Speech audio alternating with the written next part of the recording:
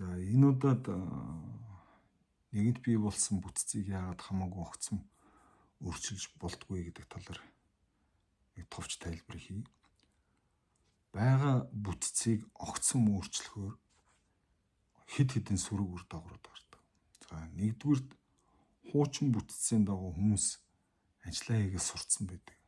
Тэгэхээр энэ юу гэсэн үг вэ гэхээр хүмүүс тухайн ажлыг яаж хийдгүү, ажлыг яаж хийвэл үр дүнтэй болдгоо гэдэг ийм ажлын хэв маягтай болцсон байдаг. Тэгэхээр бага бүтцийг огцом өөрчлөхөөр ялангуяа хуучин ажиллаж исэн хүмүүсийн холцсолоод ийш тийш нь шилжүүлж томлоод эсвэл бүр цоошин хүн аваад ирэхээр хуучин ажил хийж исэн хэв маяг алдагддаг. Энэ юу гэсэн үг вэ гэхээр мэдлэг, дадлал, туршлага, дээрэс нь ноу хау, ажлыг хийж байгаа ноу хау бүгд алдагдана л гэсэн үг.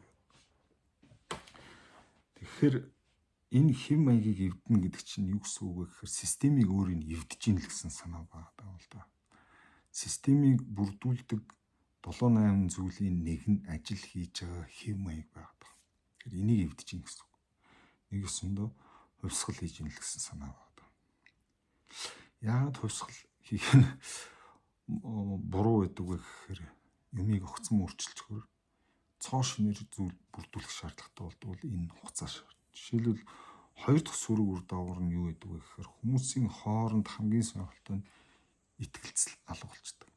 Итгэл байхгүй болно гэдэг чинь юу гэсэн үг вэ гэхээр ажлыг нэг нэгэнтэй хэвийн найдвартай ажиллах боломж алдагдаж байна гэсэн үг байна.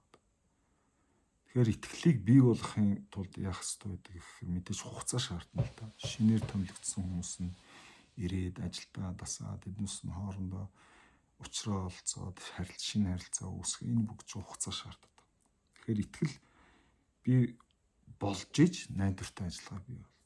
Гурав дахь сөрөг үр дагавар нь юу байгаа юм гэхээр жижиг ажилбарууд орхигддог.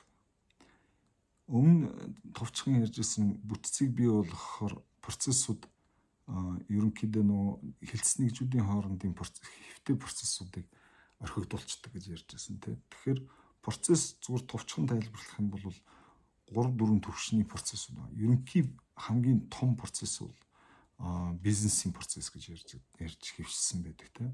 Энэний доор үйл ажиллагааны процесс тэр байтугай доошо нэгж хилцс нэгжүүдийн хоорондын процесс нэг хилцс нэгжүүдийн ажилтнууд хоорондоо харьцах интерфейсэд нүс бүгд үгүй болчхоор хариуцах эзэнгүй орхигдчихдаг ажлууд айгүйх гардаг. Үүний үр дүнд юу болдог вэ гэхээр энийг хэн хариуцах юм гээд нөгөө хуучин хэв маягаараа сэтгэгдэг. Тэгээ эднийх л уг нь хариуцж ирсэн. Одоо манайх хариуцах болсон гэдэг тохиролцоо хүрээгүй байдаг учраас энэ ажил орхигдоод үүнээс болоод хүмүүс хоорондоо маргалддаг ийм асуудал үүсдэг. Маргалдаж үйл ойлголцол асуудал үүсдэг.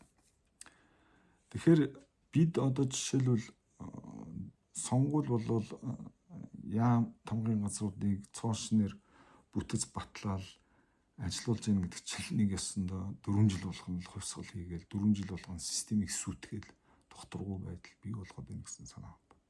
Ийм нарийн учиртай байдаг учраас бүтцийг тэр болгон хамаагүй оролддоггүй.